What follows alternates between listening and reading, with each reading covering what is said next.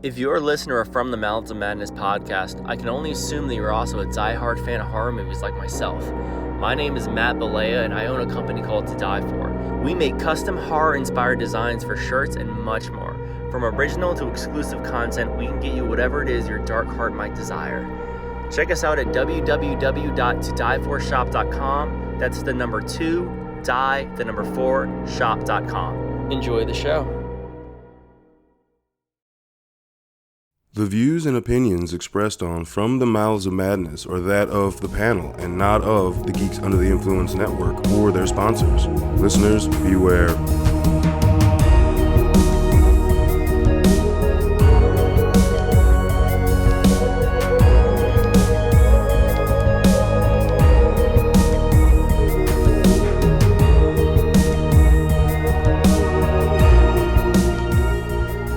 Coming straight from the Mouths of Madness, I'm Lowdown. With me, as always, is F.U. Hunter. What's up, you Dream Warrior jamming bitches? Dream Warrior, yeah. Started off some random shit. like that is like the. I feel like that's like the number one fucking like soundtrack song. I was hoping of you every were horror go movie. Dream Warriors. No, I'm not doing that. Maybe later. God damn it. Maybe later. All right. I'm not going to give it to you right now. I was trying to cue you up. Yeah. God damn it. Nope, you didn't. It didn't work. How am I supposed to know that? You did nothing different other than what you always do when you introduce an episode on your name. I wanted you to hit those notes. You, all right. I'm not a mind reader. All right. Jesus Christ. All right. You fuck my girlfriend now? I don't know. I just thought you would know. I guess you're not paying attention. I'll just eat this meal by myself then. All right. And now joining us tonight is somebody hopefully with some more sense. They got Matt Balea of To Die For Designs. What's going on, To Die everybody? For Shop. Excuse me. To Die For Shop. My bad. It was close enough. That's close enough. Yeah. Close I hear enough. both ways, so it's all good. Yeah, man. So we actually met through Terrifier 2, going to see a horror movie. It got re-released. We met because I met somebody that had one of your shirts. Mm-hmm. And I was like, where, and they had you tags. And then I followed that. And then, yeah, it was fucking Richmond, man. Goddamn, so much local talent, local creators. Want to go into some of that, like your shop and your business? Yeah, so we started To Die For about 2 years ago, signed an LLC at the beginning of this year. And right now we're working with Return of the Living Dead to do some official licensed merchandise and whatever else might come from that. So a lot of focus on the Living Dead media right now. And just having fun with it, man. Hit some challenges and roadblocks along the way, but it's kind of got us where we are right now. So it's been a blast. So yeah, definitely go in and check him out. And he also does like short-term releases where it's like a weekend and stuff like that. Yep. So make sure you follow him across everything and get on those because I've just most recently I got 2 different Child's Play shirts because Child's Play gets love, but the designs aren't always the best. So, I'm very picky about what I buy. Yeah. Because I got to fucking wear it. Well, one thing, too, that I'm going to be doing, and I mentioned this last week and then I forgot about it, but we're going to be starting a Patreon soon. So pretty much if anyone wants to have anything that's not released anymore, because I am focusing a lot more time on Living Dead, but anything that's, something old that we took off the shop, the Patreon will give you access to be able to get anything that you want like that with a monthly subscription, essentially like a free shirt if you pay monthly for the service. So. Oh shit, yeah, that's awesome. Right. Yeah, fucking A, right? That's see, that's what do they call that? Incentives. Exactly. And not just like pay and you get just the content, you get something physical. Exactly. And that to me that like is a lot more important than like you get early access to a release of a vlog or something. For sure, it's kind of my way to say thank you, for where we are right now. So. That's fucking rad. Again, like I get it. It is a perk to have access to something a week before. But if I know it's coming out in a week, I don't fucking care. Right. I'm not paying to see it a week earlier. I don't give a shit. But physical stuff, I take that all day. Hell yeah. All right. We are not going to be talking about merchandising and all that stuff tonight. Matt is on to join us on an episode all about horror movie soundtracks. And I spitballed this like a while ago. I found this on a list of episode ideas I made like in 2020. We weren't even a full year in. And I was like, I forgot. I scrolled down my notes and I was like, that infamous list. Oh shit, I have that list. Yeah, it always pops back up every once in a while. And like, fuck yeah, it's a fun episode because we're not talking about just the scores. We've already done an episode about horror composers. Go back, I think it released in 2021, so you can go back and check that episode out. But like, there are so many horror movies where there are songs that are put in the movie that like I either found a band through that way, like I don't know how that scene would have rocked without that song in the scene. Like there is so much awesome artists, like actual bands that have put their songs in the horror soundtracks that have just made the movie like 20 times better. It's already a great movie. Throw in fucking Dokken, and there you go. Made it even better. There you go. You know all what right. I mean? Absolutely. So I think that's it was a big part of my road through horror. Was like the soundtracks and between metal, punk, rock, pop, all that shit, man. Some of those scenes are just so essential with that song. Exactly.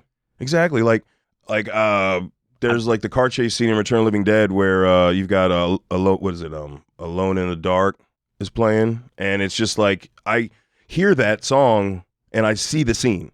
Yes. You know, Yep. that kind of shit. Yeah, for me, without a doubt, man. I think I told you when we met too. Bride of Chucky is what really got me into horror. When I just saw out of nowhere, saw a commercial for it when I was like in 5th grade. It scared the shit out of me. And when I finally saw the movie, it was when I was getting into rock music at the same time and getting into horror. And then it was the first time I saw them clash together.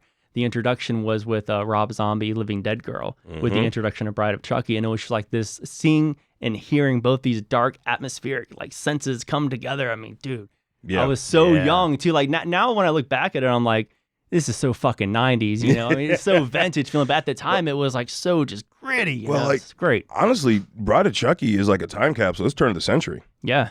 Yeah. That was like 2000, right? I mean, yeah, because when you get to like, I think 97, 98 maybe, but I was going to say, when you get to like Chucky 2, Child's Play 2, Child's Play 3, and then there's Child's Play 3 is not. I enjoy that fucking movie. Fuck you. All right.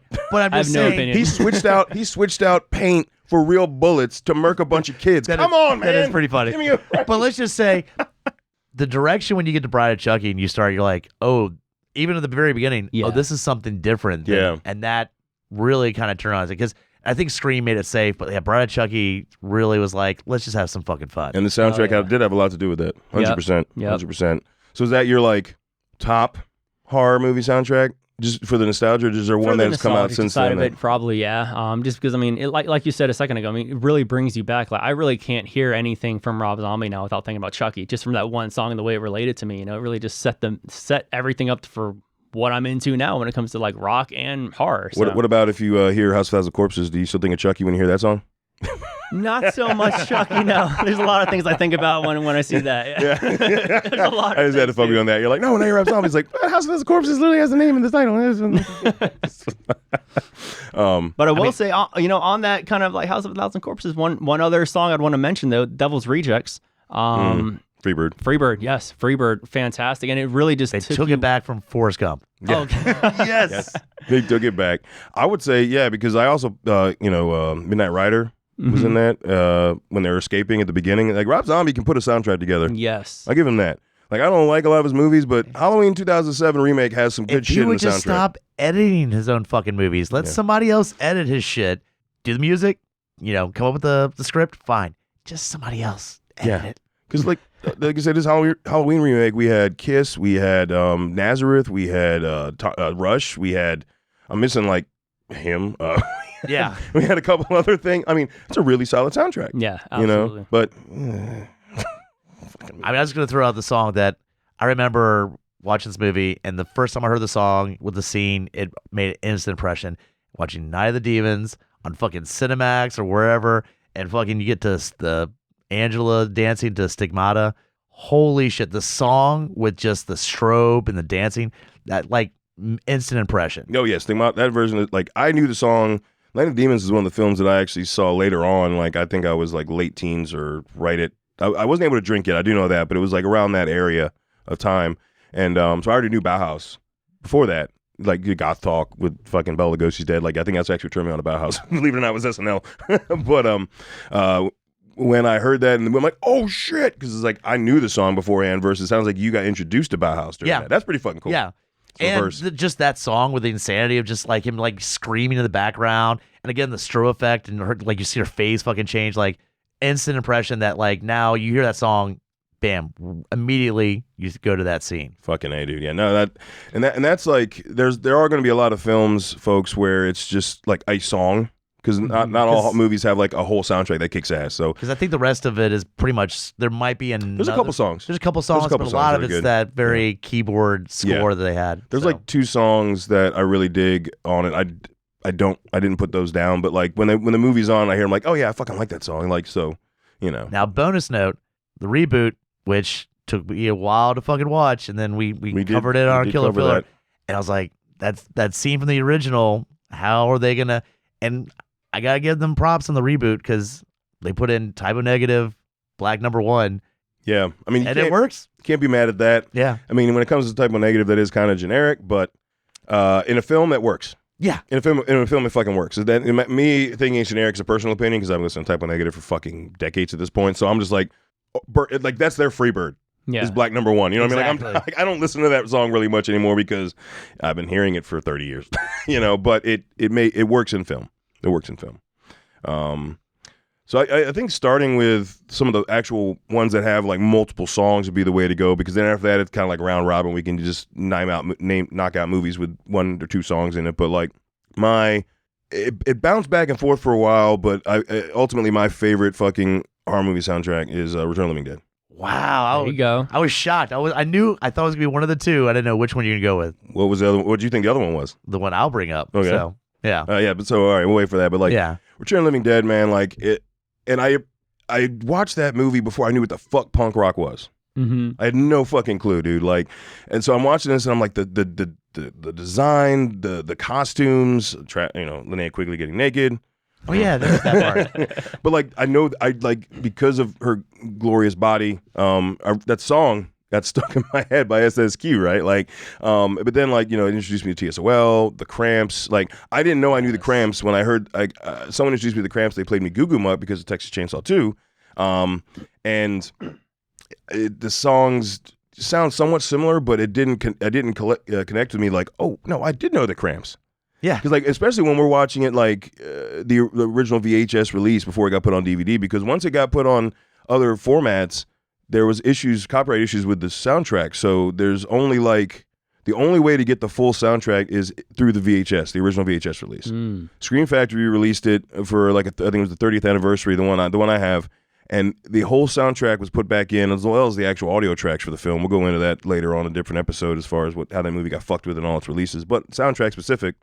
The only song that they were not able to work around the copyrights was "The Damned," which sucks. Deadbeat Dance. When like in the movie when you first see the general and he gets the phone call about a canister's been missing and one turned up, and it goes to a scream, and then you first see the car, suicide in the JFK car. That scream, after that scream, it's supposed to be Deadbeat Dance playing by The Damned, but it got changed to something else. Oh wow. Yeah, the original VHS release is the only way to get the movie with the full punk, like completed punk rock fucking soundtrack. Damn, I had no idea. No. Mm-hmm. Yeah, it was a bunch of copyright issues. Like if you get the DVD that came out in like the 90s, that one's butchered all the fuck. Like you get you got Rocky Erickson, which is the song that's playing when Frank burns himself. Mm-hmm. Like if you look at the 90s DVD, it's just like a snippet of the guitar and that's it. There's no like singing or anything. Yeah, it's fucking terrible. Damn. Yeah, they butchered the shit out of it. That. So, yeah, right? Like the soundtrack makes that fucking movie. Yeah. Like Yeah, I love the movie absolutely. alone, like with the graphics, it's fun, it's comedic as shit. A little midget zombie running around. That's like for me. I mean, that's why I just feel like so. I mean, for them to be like my first licensing deal to work with them directly. I mean, that's why it feels so like at home for me, is because I come from that punk rock kind of background. Like, I mean, kind of not off topic really, but I guess when I first got into like the rock music phase and everything. My cousin, shout out to Brandon, if he's listening to this, I told him I was listening. Like, oh, have you heard of Limp Bizkit? Have you heard of Korn? And he was like, I was so young at the time. He was just an older, just pure punk rock dude. Mm-hmm. And he was like, knock that fucking shit off, bro. Like, take this. And he burned me this Misfits CD. And the first song I ever heard was Astro Zombies from Misfits. And Fuck yes, dude. Dude, like, I won't lie. At the time I listened to it, I was like, what the fuck are you listening to, bro? Like, what is this? Because I was so used to the radio shit. But then over time, it really built on me. And now, like, looking at, like, the Return of the Living Dead and that punk rock scene and just...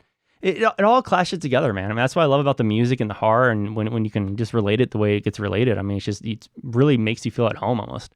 I mean, in a way. It's almost like 100%. reversal. Return of the Living Dead is almost like reversal of Misfits, where Misfits was punk rock covering horror theme stuff. Yes, Yeah. And this is a horror movie with punk rock soundtrack. Hell yeah. 100%. Like, and this movie is also, I would consider a time capsule. There weren't a lot of movies that engulfed a section of society that much. Like Night of the Demons, Return of the Living Dead, they really were kind of like a lens into a part of our societal culture that didn't really get any kind of love or any kind of, at the time when it came out. Now it does, but 1983 they're like, get the fuck out of here, you crazy kids. Get the fuck, find your warehouse to have your shows. We're not going to let your bands play. All that shit, dude. Like it was constant backlash, constant fighting. So it made sense that punk and later on metal and horror collided, because they were all the outcasts of society. So that's why I think another reason why I love some of these soundtracks I'm going to bring up is because it's all the outcasts finding their home together and then making all those individual genres better as one conglomeration. Yeah. It's all about community, man. Dude, I'm telling you, it's fucking awesome. But one thing, I'll say this though, this is way off from like the metal stuff, and this isn't just a specific song, but this is more of like the audio and the music that really pushed this movie into what it was. I don't know if you guys have watched Climax or not. Oof. Okay, so Climax is a movie that starts off as just a regular dance movie. The first half is directed by Gaspar Noé, French extremity director, off the Wales, crazy ass shit he's making. And the way that it starts off is just dance movie, kind of like Step Up almost, where it's just all dance, pop stuff. And it slowly kind of transitions into something darker, and the music is what drives it. So, spoiler alert, but there is a punch bowl that is laced with LSD. Ooh. They are unaware of this. And so as they're dancing, having this little party in this warehouse, it's all fun. This little turn of events completely shifts everything. And the music and the audio also shifts too. So you're not only experiencing what's going on inside this warehouse with them, but the music kind of like keeps pace with the atmosphere of their energy as well. And it's just really cool to kind of see how the audio and the music plays into it and how it kind of drives the atmosphere and the energy that's going on as well. So when there's a scene that's getting a little like anxiety driven, the music gets more anxious, the bass gets heavier, the beats get more rapid. And then when they start slowing down a little bit, when it's not as anxiety driven, they're stepping away from it a little bit. Oh yeah, I listened to that. You shared that in the thread. Yeah, that score. Mm-hmm. Yeah. But I mean, that was just a snippet in there. That was just a snippet in there. So I need to watch that and see what we could do an episode on that. It's a fun movie, man. It's a wild one. Real wild one. Wasn't that Iggy Pop? All right, I'm gonna say I'm shocked. I was waiting in anticipation of which one you were gonna say. I was sure you were gonna say it. You didn't say it. I'm gonna say it. Fucking Lost Boys. That's what I'm saying. It bounces back and forth, dude. I know. It bounces fucking back and forth, dude. Like I think I have to go as total songs. It's close. Return of the Living Dead gets it. Now, I mean, but it's like Return of the Living Dead's got probably like 3 more songs that I continue to listen to over like the 3 only in. I guess you just Lost Boys. You still believe? I still believe. All right. Oh, wait, when's the last time you actually listened to that fucking song? I mean, it's on my Halloween soundtrack. Oh, well, I mean, I don't know, back in October. Yeah, but I mean, like, you got G. Tom Mac, so Cry Little Sister. We got to meet you at the Monster Mania where we got to meet him. He was there, and he performed Cry Little Sister live. That was fucking awesome. Yeah, that was good shit. I heard about it, but I missed that shit. Yeah. Oh, and then Lou Gramm, Lost in the Shadows. Come on, man. Fucking dude, the song kicks ass. You're right. It's just Return of the Dead. Something about that one, man. Like, it's my favorite zombie movie too. So. Like, that's probably why. I'm just shocked. It's so vintage, man. That 80s punk side with it is it's perfect. Mm-hmm. Yeah. Like I said, it bounces back and forth. Lost Boys is up there. I mean, it's right there. So, and then the Echo and the Bunnymen cover of the Doors. I love the Doors. I love Echo and the Bunnymen, so that was just beautiful. When People Are Strange. And that song works so well with that opening sequence because, I mean, like, I don't know, for some reason, it just gives this kind of cool fucking punk rock attitude with the beginning of Lost Boys. Lost Boys has that similar punk rock mythos. It's later on in that almost punk to new wave transition, right? But it's definitely still there. And like, dude, like you're the 2 soundtracks that are my top favorite that bounce back and forth are like, one's my favorite zombie movie, one's my favorite vampire movie. I mean, I can't like, like no, seriously, Lost Boys is like my favorite vampire. I fucking love that movie so much. Yeah. Hey. Do you have any particular whole full album that you? I'm sitting here trying to think of a whole soundtrack, man. There's so many songs for me, I guess, because like I mentioned with Devil's Rejects, it's just there's certain songs that I love how they just change the atmosphere so drastically of the movie. Like you feel like you're in this certain vibe, and then like when Freebird comes on, it pulls me into a whole different state of mind where all of a sudden, like when they're just cruising down that street with the cops on the roadblock, there's this emotion I'm feeling that just wasn't there based on that song that's now playing. I'm like, why do I fucking feel bad for them? Like, why do I care this much all of a sudden? It's because the Freebird. It's true. Yeah, it's Freebird. That's true. That's a good point. Yeah, for me, it's like trying to find like a whole soundtrack. I mean, when I'm thinking about it too hard, it's hard for me to like come up with, but it's definitely just like individual songs that just come up and just totally change your emotion of what you're seeing and then just the way you're looking at your perception, that's what I love. No, that's 100% agree. Like, now the only... That was pretty much the 2 full lengths that I would say are ones that are like I'll listen to the whole fucking soundtrack. Everything after that is pretty much spotty. If at least for me, it's going to be song specific per the album, per the movie. Resident Evil had a lot of good stuff on there. I got one here. Yeah. Landslide on X. Yeah. That is like the cover of the yeah. Steve. Was that Fleetwood or was that just Stevie Nicks? That was Fleetwood. That was Fleetwood. Okay. Yeah. Yeah. But Brittany Snow's voice on that. Oh, beautiful. And the way it shifted in the movie. It literally was the transition into all the exactly batshit what your craziness fucking to point come. was. You know, 100%. Exactly. So it's like once when that song started and it ended, you just knew that we're in deep now. Like there's no turning back now. So and that brings up a good point with that movie. Like that movie again shows how like the most used song in a horror movie is "Don't Fear the Fucking Reaper." Like I swear, like seriously. Like it's in that, it's in Halloween, it's in the Halloween it's in like how many fucking horror movies, but it's like a constant of like usually when that movie's playing, some fucked up shit's happening in the background or in the forefront, basically. Yeah. I always forget about it. That's in like Halloween and shit like that. Yeah, it's in like so many movies. Yeah, it's crazy.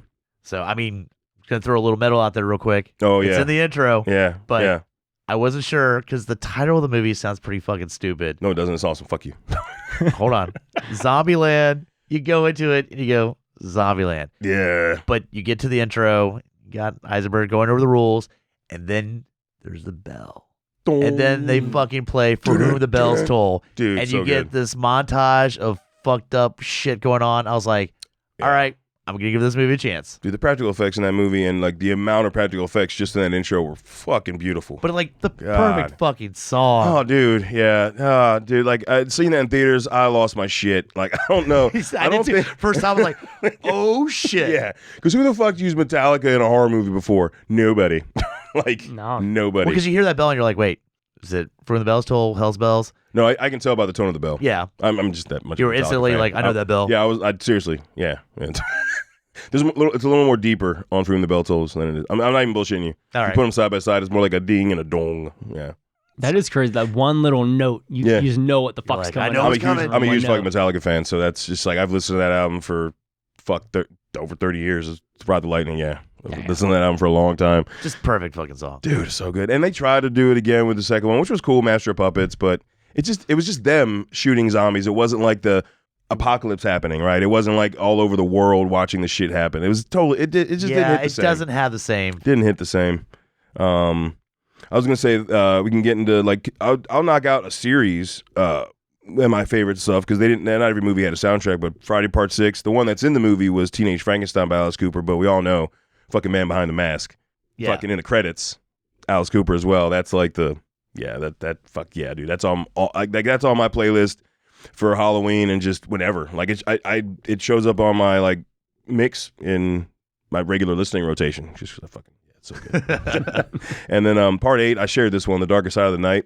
That song with that intro of New York, it captures like that late 80s New York feel. I feel like really well in the night, like just the lights in Times Square. But then you go into it, the intro of the movie goes into the alleys. It gets out of just the main area, and it really just tried to capture what New York was at the time period.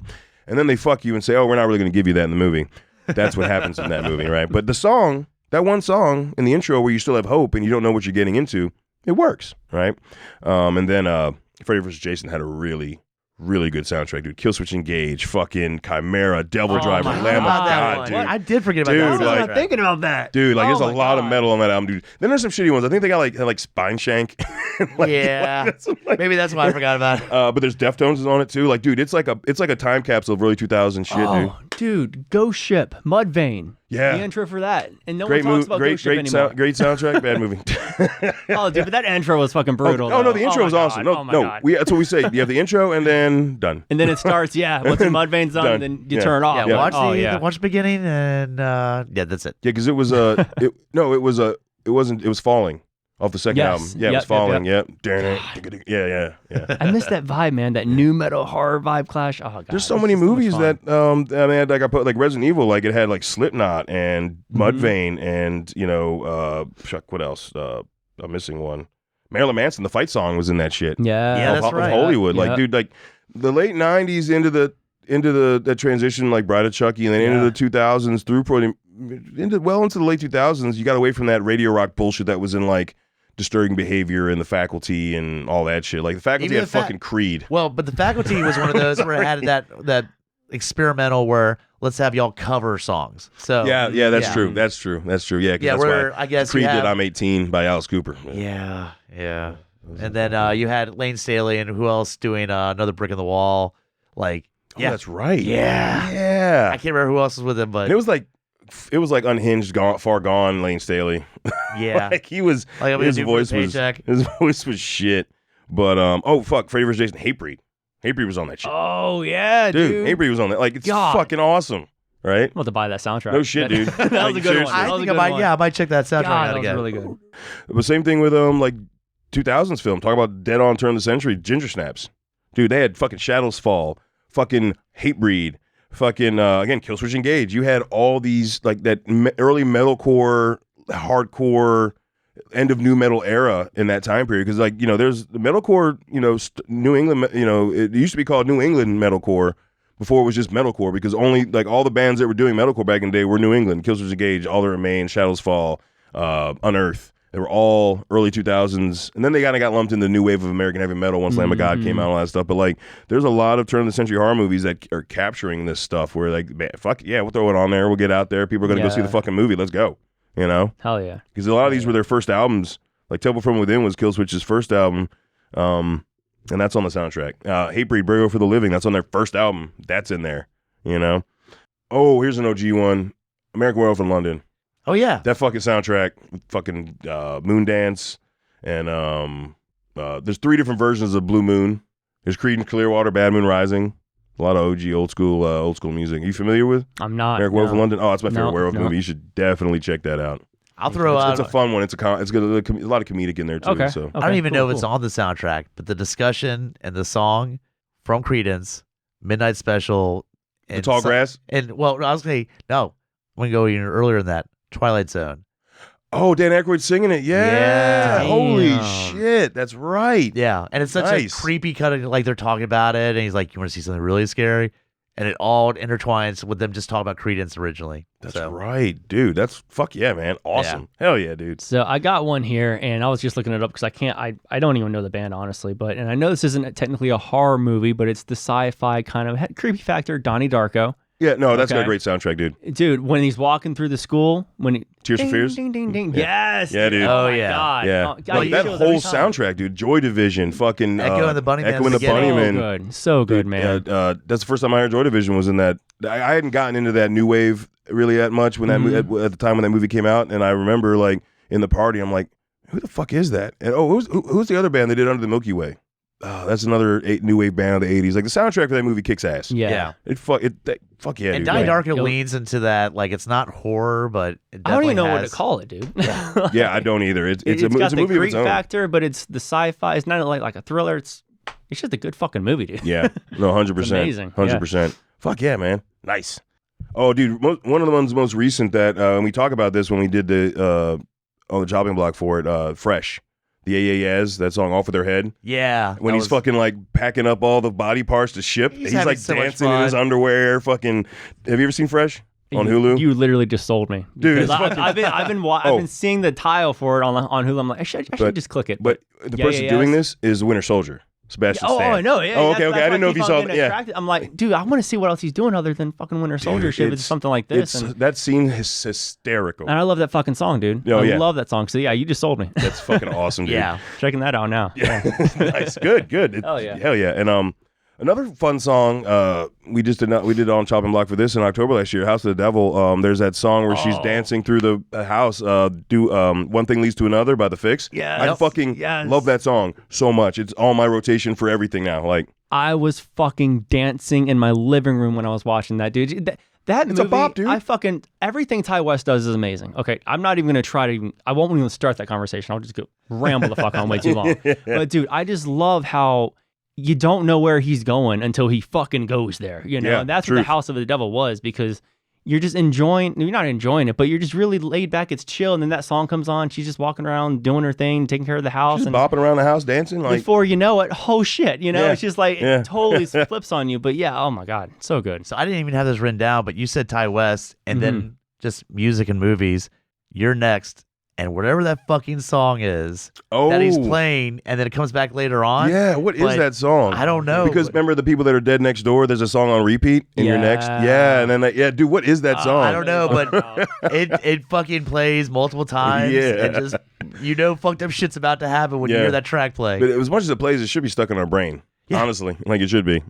But I can't remember what the name of that song is. I was gonna throw out another one where again it made it a little safer to go into this movie, as in again Zombieland. I was like, I don't know, Dawn of the Dead remake. Johnny You Cash. get to the very and you have that cold open, and then it stops, and they start playing fucking Johnny Cash, and then you have all the clips, and it was like, all right, I'm gonna give you a chance. Yeah, no, dude, 100%. And honestly, playing that song, Johnny Cash, the whole atmosphere of that movie, that song fit perfectly, and I said, all right, I'll watch the whole thing. Dude, yeah, that is because just an amazing credit scene. Anyway, It just is. all together. Oh my god, man. yeah, he So tried to good. copy that with Viva Las Vegas cover and Army of the Dead, which was a fun movie. But it just didn't hit the same as Johnny Cash. Come on, man. Like, It was just like, all right, I'm in a It's not safe hitting the space. same. I'll watch the rest of this. yeah, Because yeah. again, when that movie first came out, I was like, fuck off. But You're remaking Dawn of the Dead, fuck off. And that was kind of like, let's give it a chance. mhm. We put Johnny Cash here. Let's give it a chance. Yeah. Yeah, that's true. Yeah, that is a solid one. Just it's kind of like the way they ended the movie with Cabin in the Woods. They fucking chose Nine Inch Nails last off my favorite Nine Inch Nails album, which is actually an EP, Broken. I was like, I remember seeing that in theaters. I stood up, I was like, what the fuck? When that fucking hand comes down, and it's then like, just, oh, dude, it's so good. It's so good. Are you a Nine Inch Nails fan? Oh yeah. Yeah, Oh like yeah. just fucking. Oh, so have you seen Cabin in the Woods yet? No, I haven't. Dude, that's. Do you I like was- you I like was on the- comedy I was in your on the horror? fence about that. I do. Yeah. I love Okay. it. Yeah, yeah. I'm like, some people don't. Some people like their horror to be kind of straight. Mm-hmm. You know, everyone has their own type of horror. To like, I'm more of a multi-accepting horror lover. I do have French ones that I extremity one to I hate. comedy. I Yeah. love it all. Yeah. It's fucking hysterical. Okay. It is funny as shit, dude. As well as being scary. Okay. Like it really does balance everything really I well. feel like it's a very much, if you're a fan of horror, it gives you so many like a kind of like hints at things that you would appreciate that some like hardcore horror fans will look at and go, oh, okay, I get that. Yeah. Little nods Your here and there and novice stuff, yeah. fans aren't going to probably pick up. No, it's definitely you. If you've been submersed in horror, you're going. There's things that happen where you're like, okay, this is what the decision they made for this to happen, and you realize like it's all the tropes. They're like there's all these tropes to choose from, and then basically they allow them to choose. It's really fucking That's cool, awesome. dude. I don't want to spoil it. It's Hell great. yeah. And he had already done Thor at this point. Chris Hemsworth. Yeah, he did. He'd I already forgot done about Thor, that, and he's yeah. in this. Yeah. Oh, really? Yeah. Yeah. Wow. but Okay. great fucking movie. And then there's some fun ones in the 80s we forgot. Fucking the Dickies, dude. Here Clowns from Outer Space, man. Let's go with the older punk band than even that. Shocked the first time I heard them. Fucking the Ramones. Pet Cemetery. Pet Cemetery. Oh, dude, yeah. That's a No. good one. Well, the Hell Dickie, yeah. no, the Dickie song is from the 80s. The Pet Cemetery I came out in the understand, but 90s, I'm just saying the Ramones are fucking OG. Oh, the band? Oh, yeah, no, OG, the OG punk. Yeah. Yeah. No, that was that song coming home from work yesterday. Fuck yeah. That's good stuff. Hell yeah.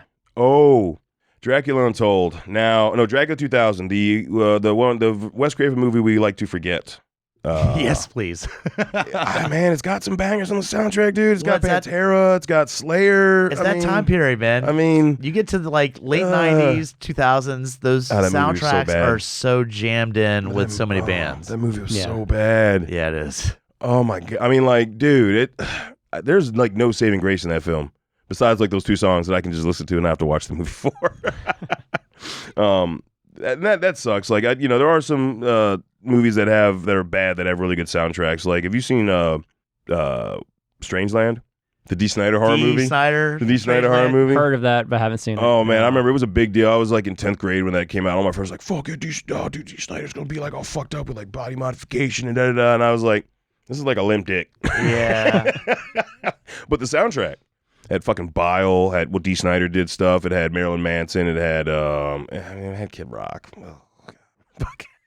I mean, we all make mistakes. I mean, it had I think it had Natural Pussy on there. It had some pretty Damn. cool stuff on there. Yeah. Now, I will say a song that I got burnt the fuck out on, and then it kind of disappeared, and then the movie used it, and I was like, okay, this is the right way to use it. Speaking of Marilyn Manson, is fucking Sweet Dreams and Trick or Treat. Fucking Trick or Treat. Because yes.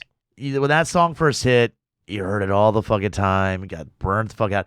And like they picked the perfect fucking setup and just the song starts and the atmosphere. It's a great song and a great scene.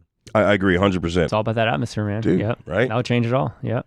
Now there is a movie that I'm willing to bet neither of you have seen, and I've only seen it like twice. I don't even know if you can find it anymore anywhere, even on VHS. It was called Faust, Love of the Damned. I've heard of it, but I It's haven't based off seen the it. comic. Haven't heard of it. Oh, buddy, we should do that Oh, movie. really? Oh man, but it's got Everyone I Love Is Dead by Typo. It's got fucking Machine Head. It's got Nail Bomb. Damn. Fucking like, dude, it's like a hard fucking soundtrack. Damn. Yeah, Slayer's on there too. I mean, it's all metal or metal industrial. Fear Factory's got like 2 songs on. I'm like manufacture era Fear Factory, like so like the good era Fear Factory. I'm sorry, but they kind of Yeah. Well, but anyway, solid metal and metal industrial soundtrack. So definitely recommend just for that. So what's the deal with the movie? What happened? Basically, it's so basically it's kind of similar to like a Ghost Rider-esque story where a dude sells his soul and he gets to was it Mephistopheles, and then he gets the power. I'm sorry, not like a Ghost Rider, more like a Spawn-esque thing. Oh, sweet. Okay. Just with Faust, the demon Faust, he turns into basically a superhero demon. Oh. That it's what we should have gotten with Spawn. Mm-hmm. If we had the budget Spawn had, but with the without the rating restrictions, that would have been. And the comic was Nice. very, very Okay. indie, like Yeah. creator own. It's gory as fuck. Yeah, but then it's also I can hear ridiculous. that music behind something like that. Dude. That's sick. That's Like sick. it's again, it. I'm not going to spoil it if we're going to cover it, but it's got its place. Yeah. It's got its place. But yeah, very violent, very. That's really the main driver of the movie. The guy just sold his soul, and then he's just like he can't even control when he turns sometimes, like into this demon superhero, anti-hero thing. It's fucking cool. Hell yeah. Yeah. And we got the bad ones though. We already mentioned Creed, man. I forgot they were in 3 different fucking horror movies, like Halloween H2O, and I forgot that quick because I just rewatched. Every once in a while, I watch H2O to think I'm going to feel differently about it because I'm like, I remember liking that movie at one point. And I'm like, well, it's not a great sequel.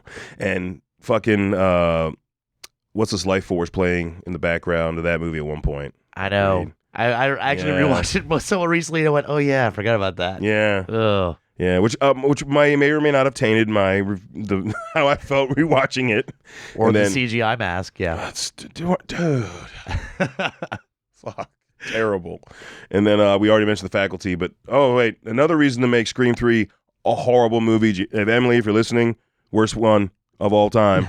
Fucking Creed's in that, and I forgot there was a music video that went out about that for What If. Well, let's clean ourselves Really? up. Oh yeah, there's video. They got it's a video made for the song where it's not just clips of the movie. They got the actors to be on the video and have like a mini movie going on in the background. Yeah, dude. God. It's terrible. Let's scrub Terrible. Let's scrub that Creed out of our head a little bit. Oh no. Since you brought up Scream Mhm. and a very yeah. fucking iconic song that they've used it in tons of fucking movies. But goddamn Nick Cave, Red Right Hand. Like, 100%. Like that scene when they're shutting the town down and it hits. And again, it's been used in multiple movies, but that to me, that's the song I think about when I think about Scream. Yeah, no, exactly. And I think they used it in the other Scream movies They use also. it in every Scream movie. It pops, like if it's not a Scream movie, unless I hear the dong dong yeah. dong, like you done fucked up if you didn't put that in the Scream movie. So I don't know what's going on with Scream 7. We'll see. Yeah. They lost their fucking shit with that. Oh, Antisocial. Fuck yeah. When that shit played in the fucking movie, I was like, what? Anthrax? Sweet. Because they are in another horror movie. They're on the Return of the Living Dead 2 soundtrack. I'm the Man's on that soundtrack. No shit. Really? Mm-hmm. Damn. Where is Yep. it in the movie? I think it's when one of the kids listen to the headphones Okay. early in the film. I think I'm gonna rewatch I usually rewatch the first 2 as a summer like every year. Like I love the first one, phenomenal. Second one actually is one I saw first as a kid, and I have a love for the ramped up comedy in the second one, especially with the fucking damn head, the decapitated head. Yeah. I was like, get the screwdriver out of my head. Fucking kills me every time. I don't know. But it had another really good song, and I listen to all the time. It's called Flesh to Flesh, and that one's playing, I think, when Tommy's starting to change. What's his name? His name's Frankie in this one, right? It's like the same actors, I know. but I'm they trying changed to the remember name. which character. I can't remember. Frankie's the first. Frank is the old man in the first, and his name is Tommy. Did they switch names in the second one? Do they? They might. That doesn't sound like something. No, he's Billy. He's Billy in 2. That's right. He's another E, like another generic name. Like, I mean, it's just like, same actors, just instead of working in a medical supply, they're grave robbers. Completely different people that look exactly the same. But there's a song that I think that's playing when Billy's or Tom Matthews' character's changing, because it's the same format. They both change like they do in the first one with his girlfriend, who was Suzanne Snyder from Killer Clowns in part 2. That song's playing on the radio when he's kind of while he's going through the whole rigor mortis changing into a zombie thing. I think is when that one plays. But I really love that fucking song. It's just 80s as fuck, and I love a good 80s song. You have to watch part 2 now. Yeah, God damn. Yeah. It's been a while. Yeah, and there's a couple other songs that that are in there too. I think there's another Anthrax song in there as well. I think there's 2 on the soundtrack. Yeah, good shit though. Good shit. Yeah, man. Oh, Cat's Eye, The Quitters Inc. Have you seen Cat's Eye? I have not. It's a movie that's it's a anthology. It follows this cat literally around, and it's 2 of the short stories were adapted from Stephen King's Night Shift short story book, Quitters Inc. and On the Ledge. And then he wrote a 3rd story specifically for the movie, which was probably the dumbest one, with the troll. I mean, it's fucking stupid. But in Quitters Inc., it's got James Woods in it, and there's a police song, Every Breath You Take. So Quitters Inc. is about as a company he goes to try to quit smoking, and they use extreme measures. Okay. Yeah, so, Sounds cool. Yeah, it's cool. It's just that scene. He's having a party in his house, and like he's not smoking. He already signed up there, right? And like it's exaggerated. Like everybody in the house that's smoking is just like taking a puff and then blowing out smoke for like 15 seconds. Like you know what I mean? Like he's just like it looks so good to him and sexy to him that he wants to just smoke, right? It's really funny skit. Then like the guy who runs the program is dressed like a pack of cigarettes. He's dancing to Every Breath You Take. It's funny, like it's pretty derivative. It's funny. And Fright Night had a pretty good soundtrack. Oh yeah, shit. Like it's like weird. Like some of those offshoot '80s horrors had the best soundtracks in the '80s. Oh yeah. And the main track, Jay Giles Band. I never vetted it, but my mom always told me she went to high school with a keyboardist for the Jay Giles Band. So I don't know if that's true or not. I got to look him up. Did he grow up in Jersey? No. It's yeah. It sounds right. It sounds right. It checks out. Devil's Rejects had another good one, Rocky Mountain Way by Joe Walsh, Eagles guy. When did that come in? That came in when they're dancing, I think, at the strip club. Oh, okay. Ken Foree cameo. Yeah. That's where, and she's up there dancing to Rocky Mountain Way. I'm pretty sure that's where that's in that film. Yep. Is that him and Diamond Dallas Page? Oh God. Yeah. DDP. Fuck. How random is that shit? Yeah. Seriously. Man, there's tons of other songs that we're just not remembering too. Like, yeah, I mean, there's so many soundtracks that came out, and I don't feel like it's happening now though. Maybe it is, and it's just not stuff that I'm listening to. I mean, we've been talking mostly just 80s, 90s, and early 2000s. Yeah. And just like that time frame, it's untouchable. I feel like it really isn't like that anymore. That turn of the century, that 20 before and 20 out, 10 after, really. Like I don't know what technology ramped so much after Y2K that we don't have as much on the back end as we did beforehand. Yeah. I think leading up to the turn of the plus century. I think, that was extra revenue was soundtracks, Exactly. 80s, 90s. Oh yeah, the music industry completely now, shifted. They don't give a shit about that. The music industry completely shifted. Yeah. Nobody buys CDs. Like we've talked about that earlier in the episode. There is one that is, but you have to go to the indie world to get it. You got the Barn. Oh yeah, Legendary Hucklebucks. Oh yeah, dude, they got some good shit. They do. They're like a rockabilly, psychobilly band. Okay. And they have the Barn is an independent film released by Scream Team Releasing. I've interviewed the director, writer, and he stars in it twice because there's the Barn and the Barn Part 2. Justin Seaman, he's a great dude. Like he's the guy that goes to the con and his wife's there with him. Sometimes they have the kids, sometimes they don't. He's like literally there to like sell his shit and promote his stuff. Like he's not there to like party like I am when I go to a con. He's there to put in work. Yeah. And I respect the fuck out of that. Hell yeah.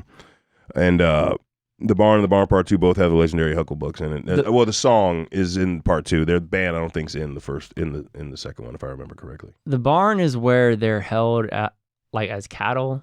Is that right? No, that's a different barn. Okay. That's the other barn. This barn is about a devil like a demon miner, like a possessed jack-o'-lantern, Hollow Jack, and then Candy Corn Man. It plays thing. kind of homage to like 80s horror. Yeah, it's an 80s horror film. Okay, cool, Like in the first interview where we talk about the first film, he like studied 80s cinematography and he wanted the movie to, and not even just with like the grain or whatever, but like how they shot and the angles they used, and he studied that. He wanted to not only look but feel like not an just 80s use movie. a filter, but actually exactly. And then the part 2 is supposed to feel like an early 90s horror movie. That's awesome. And you can tell with the color palette shifts in the 90s in part 2. Part 2 is equally as fucking awesome, and he builds on the lore of it. But it's based off something that Justin, he said he drew a rough picture of like Hell's Railroad or something, I think is what it's based off of, when he was like 7. Damn. And he eventually made a movie called The That's Bar, awesome. which is fucking sick. Anyway, that like indie, I feel like indie films are where we gonna have to go to for like, because some of these soundtracks, I mean, I didn't know who the fuck half these people were until I saw these movies and like the song. Like I had no fucking clue. Yeah. And that's a big deal. We can't lose that. All medias need to be able to cross over and inspire other than just the platform it's in, and if you don't have the soundtracks, you're losing like half of what makes the film. Yeah, I can't agree more with that. I mean, and to your point, I think that like indie productions have the best opportunity to do that. I mean, there's ever since I started doing my own music stuff again and kind of promoting my stuff just a little bit on Instagram, I see so many musicians now through their ads like being all over the monetization on Instagram, and I go to their profile, they're fucking fantastic musicians. Their songs are great, but they have like 500 followers. I'm just like, God, I mean, you have all these indie movies right now out there. I mean, if you could intertwine them both, like you just said, I mean, it's gonna help each other out like equally. 100%. And that, I mean, like a lot of these movies you're talking about, like especially again, like I look at the time capsule it is the first Return of the Living Dead. That's what that did. Yeah. That's literally what that did. It put all this together. Everyone gets exposure. Here Exactly. you go, and I don't know, the only way it can happen, but in fairness, even though Return of the Living Dead had a big director, Dan O'Bannon, it was still a low budget horror film, so it was still in the same vein, so really, maybe it hasn't changed, Yeah. Because the only time where it was big bands, or bands that were starting to get big at the time was that direct turn of the century. Yeah. Other than that, it seems like it's still pretty much been indie stuff. I was going to say, it's bands now that would go, oh shit, but at the time, it wasn't like they were taking it was random bands that nobody had heard of. Yeah, exactly. Like no, but people that watched horror didn't necessarily know who the fuck the Cramps were or who the Damned were, right? They had actually now I think the Cramps have the biggest exposure because they had that song on Wednesday. Now they're on a whole other level. Yeah, that's what, what really pissed me off with that is when people change the song for the dance thing. I'm like, no, I know. It's Goo Goo Muck. Fuck you. That's what makes the scene awesome. Not whatever the fuck they changed it to. Yeah, several different things. Oh shit, we forgot Goodbye Horses. Holy shit! How the fuck did we forget that? Silence of the Lambs. Oh wow, yeah. The Dick Tuck scene. Yeah, how did we forget that? Wow. Oh, and they reused that in the remake of Maniac with Elijah Wood. Remember when he first goes home with that chick? Yeah, that's playing in the background. We were making fun of that. Yeah. Like, if someone starts playing that, get the fuck out. Fucking leave. I'm gonna play my favorite song. Yeah, goodbye. How do we forget that? See, that's what I'm saying. There's so many. Another perfect one where just And, the atmosphere just fucking totally twists on you, and you're like, "What am I looking at right now?" Exactly. Especially in the '90s, when you first saw, and everyone first saw the movie, like, "What the fuck?" Because just sitting there tucking his dick back, dancing to himself, like, yeah. It's weird when you think if they went in a direction where they used a song that was like as dark as that scene was, it wouldn't feel as dark as it actually ended up being with the song that was so much more lighthearted. Well, because it normalized it. Exactly. And that's what makes it creepier. Yeah, it's awesome, dude. It's fucking genius. Yeah, I agree 100%. If you go too ham-fisted with it, too on the nose, you just ruin what you're trying to do. Yeah. You just open a can of worms. Oh shit. Fucking American Psycho. Dude. Oh, dude, yeah. How the fuck? Yeah. How do we Square? forget that? Exactly. Yeah. Great, Holy shit. Every fucking song in there that ends with a fucking murder. I mean, specifically the Huey Lewis breakdown. Yeah. I mean, come on, man. How the fuck did we forget about that? There's so much. There's so much. There's so much. Again, but that was 2000s. Literally 2000 when that movie came out. Is that turn of the century? We're like, feel like we're just. I mean, we're proving the point. We not only hear the song, we get a whole breakdown of Huey Lewis before he murders the shit out of Jared Leto. Yeah, a lot of people. Yeah, it took me forever to realize it was Jared Leto. That's crazy. That is right? wild. Yeah. That's wild. But there's Requiem for a Dream too, isn't that? That's, Oh yeah. Something like that, Yeah. That was the Crazy first thing shit. I ever actually saw, man. Yep. Was Record for a Dream. Yep. Oh man, it's a fucked up movie. That's so fucking. That's horrific in its own. I'm still just Yeah. blown away that we fucking forgot about that movie.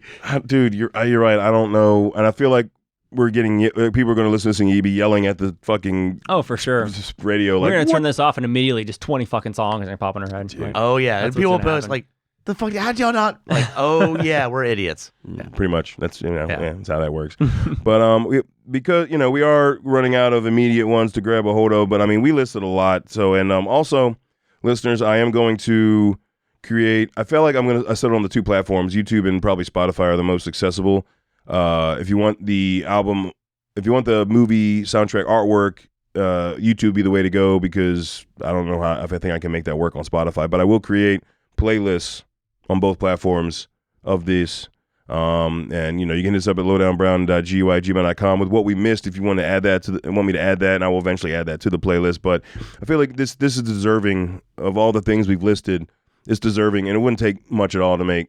And dude, there's probably like 100 song playlists right here. I can get that Yeah. Spotify art for you too. I Yeah. can do that. Oh shit. Yeah. hell Fuck yeah. Mhm. That's what I'm talking about. Yep. Yes. But I mean, like, it needs to be out there at least, like horror movie soundtrack playlists Hell somewhere, because a lot of them that are out there, people have put together, like that are already on Spotify or on YouTube. People just found the songs and plopped them together. Yeah. Right. And they so there's something there to be There's something to be huge said demand for it. Huge demand. And it'd be for it. nice just to have like a giant playlist you can just hit play and go, and it'll Yeah. cover 50 years worth of fucking soundtrack That's music. sick. How awesome is that, right? Hell yeah. We are not done though. We will be right back.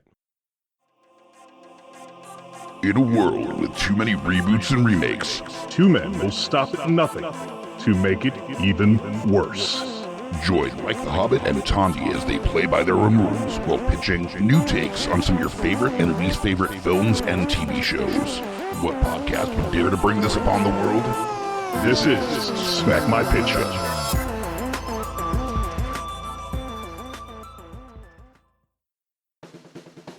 My name is Amy Bogard, And I'm Mike the Hobbit. and we are the hosts of Deeply Upsetting, where we use our expertise to answer your most upsetting hypothetical quandaries, such as what non-winged animal deserves wings? And what body part deserves a secret mouth? Which cryptid is the worst roommate? These questions and more that plague you will be answered on Deeply Upsetting, available anywhere you get your podcasts and at guipodcast.com.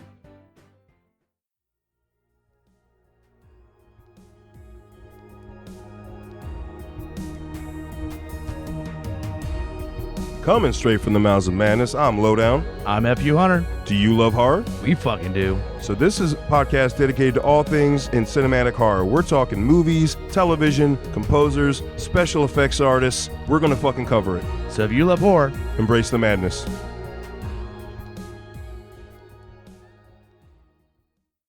In a world of blockbuster movies, there's another dimension. The dimension of schlock cinema. Join us at Beautiful Disasters on a journey into the fringe territory of B-movie abandon. We review the flicks that are forgotten or underappreciated to give them a proper place in the annals of celluloid history. I'm the Groots, FU Hunter, your guides at Beautiful Disasters. Come along with us for a fun ride. May the schlock be with you.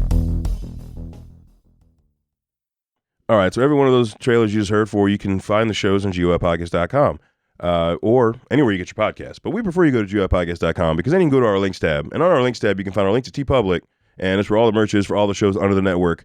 And I mean, you can get them on everything: tote bags, God mugs, damn it, you t-shirts. jumped right on that. I've been giving you the in. And you jumped on it. God damn it. Tote bags. Pillows. Pillows, yeah. Scotty loves his fucking pillows.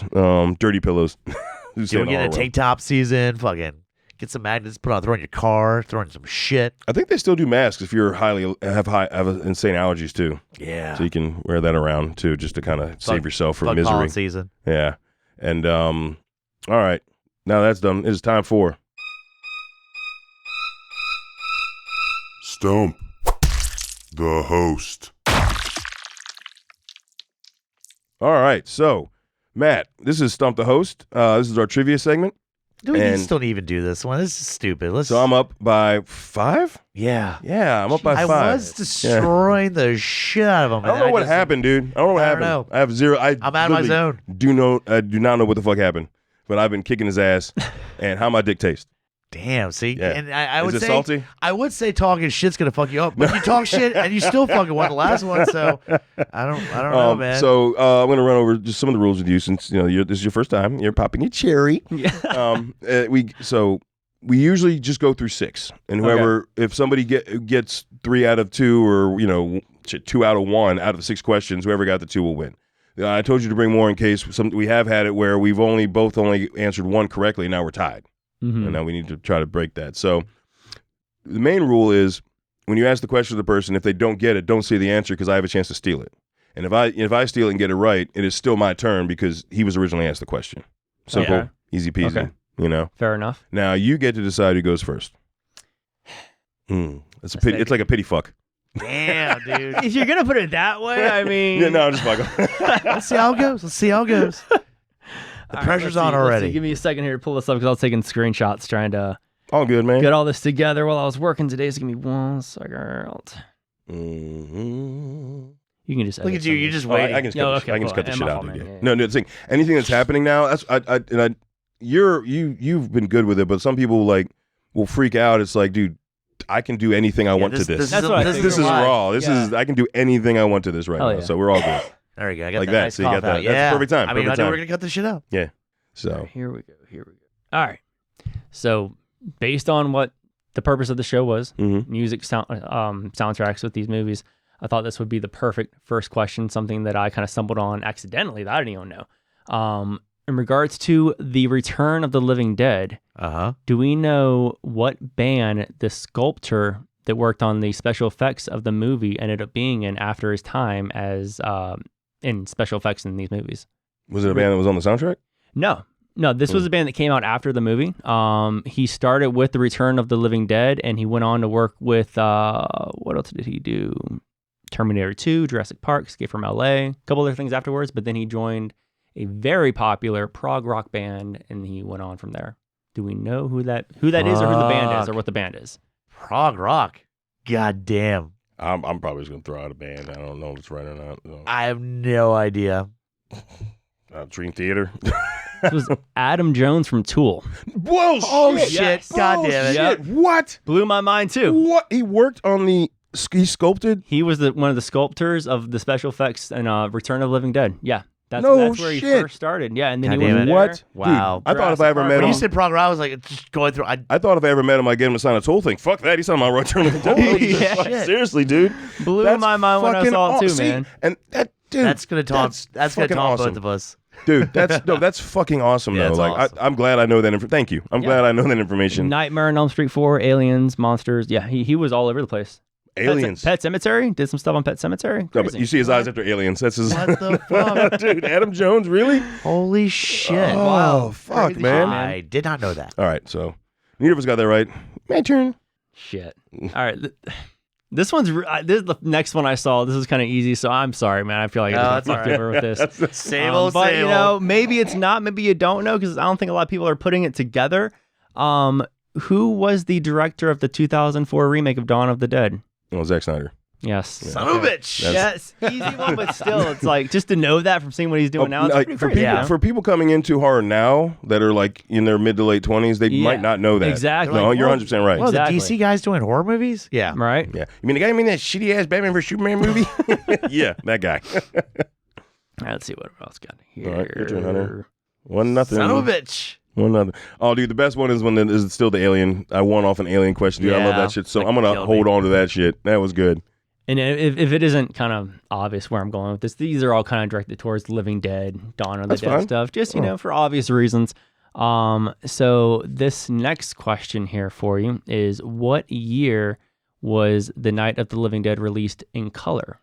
The original one or the The original. okay? When they just colorized it. So what year did they release it in color? Mm-hmm. All right, so I don't think either of us is gonna land on I mean, unless they Whoever did gets- it whoever's to hype the I was gonna say 89. whoever's closest. Whoever's to the close, I was about to say, whoever's closest. 89? 72. Oh, let's go Hunter right there. Nice. Cool. Was it what year was it? 86. No shit. 86. All right. Yeah. See, I was thinking it might have been sooner. You were staying closer to the remake. I was thinking closer to Dawn of the Dead or Day of the Dead because they did get released in color, so they might have just redone Night of the Living Dead in color. I was thinking maybe get a release nice. right before Tie, the remake. motherfucker. Yeah. All All right. See if I can beat this tie now. Let's see what we got here. That was a good one. Yeah. That's a good one. I did not know that. Had no idea.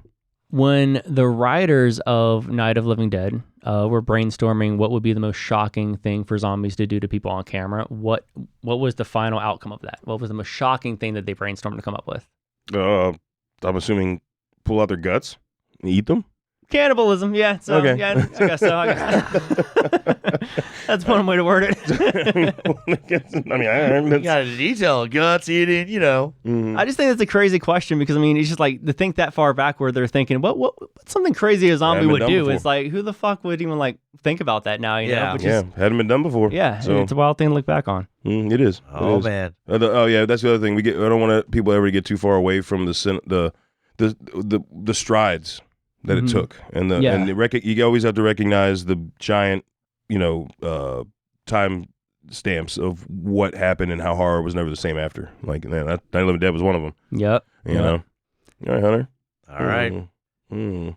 Hunter, dude, I feel bad, man, because I keep on looking at these questions, and I'm like, I do not mean to give him easier ones. Sometimes going first is a curse. I know. Apparently. I'm so sorry, dude. Story of my life. What was the budget for Night of the Living Dead? Or what ballpark? We'll do the same thing we did last time. Yeah. Ballpark? 12,000. I'm going to go with 30,000. 114,000. It was up there, yep. Made over 263 times its budget. Yeah, that's why I was trying to go as low as Crazy. possible because I know it has the record for Halloween's got to be up there for for how much they made back because they were 300-some thousand and they made back like almost $1 million, I think, total box office sales. It's wild. I was also trying to do math of that time period. 68, yeah. You mean when gas was like 50 cents a gallon? Yeah. Fuck.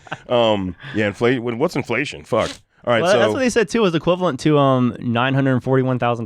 God Damn. Yeah. All right, so technically you have a chance to steal, and you can at least have more than one. Yeah. If you want. So what do you want to ask me? This is the last one. So Let's see what we got here. No judging, bro. I feel it. I'm hungry. I'm right there with you, bro. Really, really hungry. It's just such an easy question, and I just feel bad. I keep on. I'm like, I went from so weird to easy weird. I didn't mean to do this to you, Hunter. I'm so sorry, man. That's all right. Where did they finish editing Night of the Living Dead? What city? Pittsburgh? Yes, Pittsburgh. God damn it. Look, guys, here's the thing. Here's the thing. I was rushing so hard to get some of these questions. It was my fault. No, Hunter, it was my fault. I didn't know if you had listened to a full length yet. I know you had listened to some episodes. I just didn't put that together. And I was like, hey, sorry, this is a last minute reminder, the trivia segment. I didn't say it at first because I assumed, because I know you said you'd listen to some. Yeah. Because you referenced, when we've talked, you referenced some episodes. So I assumed you already knew you had to bring trivia questions. So he didn't have that much time to write them out. And yeah, so next time he'll know. Yeah. Plus, we act like, everybody would know that, but that's not everybody. But I was strictly coming from him and I talking, and I know he's listened to something, so I assumed he already knew. Like that's why. Like most people, I would have told him at the beginning because I'm not assuming anybody listens to us talk about blood in our dicks. That's a weird combination. Why'd I go there? Yeah, I just didn't think about the trivia questions, and I did, like I said, I was just working all day, just taking screenshots of ones I saw, and I thought I'd have time to sit down and write them out, and I didn't. So still up by we're not to 10 yet. No, I'm now having to worry about double digit losses. We've never been double digits. Though. I know. You need to do something, dude. Something's happening. You need to. It's just the curse. It's just the curse. But what curse? Just I don't know. Oh my God. All right. Well, just one again. Hunter just keeps falling behind. Yeah. Someday If we get over 10, I mean, can we officially say like you lose your hard card until you can get it under 10? I almost want to get you to 9, and then I just knock down and come back. Dude, that would be fucking fun. Yeah, that would we'll actually see be what funny. happens. Because it'd be like, so close, I almost reached the mountaintop. Last week on Miles of Madness, Hunter still lost. Oh man! All right, Matt, it was a blast having you on. I hope you had fun, Absolutely, dude. man. I really do. Like Thank you for that's having all we me. want people to do is come on and have fun because we have fun and we just don't want to be selfish. We want to. No, I loved Like it, to man. share the I fun. appreciate you letting me in here, and then just this fucking studio alone is just awesome. And Thank it's you, awesome. man. And just the atmosphere you guys brought. Put a lot of love and work into the studio, and it's still not done. Everything's fucking takes time. Oh, I wish time was like infinite. Seriously. I hear God damn it. But no, I'm glad you had fun. I hope you're willing to come back later on. There's plenty of other things. We're ramping up. Just doing a lot more of the full lengths and getting other people on, especially with local area people, getting them on. Yeah. And again, you want to promote your schnizzle, dude. Let's go. What you got going on? Yeah, so you can find my stuff at www.todieforshop.com. I think that's already been plugged at the beginning of this episode, though, regardless. But do it again, man. Just another reminder, do it again. Double down, bro. It's been an hour, bro. They might have forgot, man. So yeah, any merchandise you guys want that's horror-related, shirts, stickers, shoes, even. We do everything. And right now we are working in contract with Living Dead Media, so a lot of stuff coming specifically with Return of the Living Dead. They'll be officially licensed, and then just a lot of fun stuff coming out with them in the near future as well, aside from merch. Music, I do music too. If you're into acoustic, rock, indie, hip-hop, I kind of work with a lot of different artists in the area, so you can check that out at todiefor.bandcamp.com, and eventually I'll be on Spotify, but right now that's where you can get that. So fucking A, man. Hell yeah, man. That's what I'm talking about. Man, Richmond's such a fucking talented city in the so area. Much talent, dude. It's consistent. Yeah, through decades, we keep having something. We've got the big things that pop up. Obviously, Guar being probably the furthest back I can think of in my time here. But in Lamb of God music, but we got so many bands so many things have come out of here. Pat Benatar. Well, dude, you guys know Bad Almonds? Yeah. Yeah. So I won't linger too long on the story. It's not like I really knew him that well at all. We just played a couple of shows together. But when I was in a band, this was maybe 10 years ago or something. We were playing a lot of shows in Kingdom, which is a venue that shut down now. Used to be Alley Cats. Yeah, I know. Used to be Alley Cats as well. Cats. Yeah. And we used to play with this band called Immortalist. And the guitarist one day just up and left, went to LA, was writing music by himself, secret, didn't want to share with anybody. Now we have fucking Bad Almonds. That was Noah. I was over here playing all these shows with Noah, just not even thinking nothing of it. Now he's fucking killing it. They've took it off. Their first single I think I heard was Artificial Suicide was the first single I think I heard. Yeah. So much talent, dude. And he's like a singer. You said, he's a singer. Yeah, he was the guitarist of Immortalist. Okay. That's what he was doing when we played shows with him. But he went on to Bad Almonds and became a singer and started that all up in LA. So I just saw a live clip and that he wears a face covering. He's got the whole they got the whole get up going. But like you said, them Guar, Lamb of God. Dude. Yeah. Municipal Waste, yes, yeah. And there's other bands like Enforcers coming up. I know mainly the metal world, but there are a lot of local hip hop artists as well too that are really good. I need to start, Metallic King. Metallic King, that's the one that I work with. He actually does a lot of festivals now in North Carolina, from here to Maryland, I think too. Nice. So he's doing great as well. Fucking A. So yeah, no. We the GUI network, which obviously Madness is fucking part of. We've always promoted. Always push up. Yep. Lift up everyone, and you will rise with them as well. It's all if about you're community. Rising, you bring them. They everybody needs to rise together, man. Hell yeah. And all right, folks. Till we talk to you again, embrace the madness.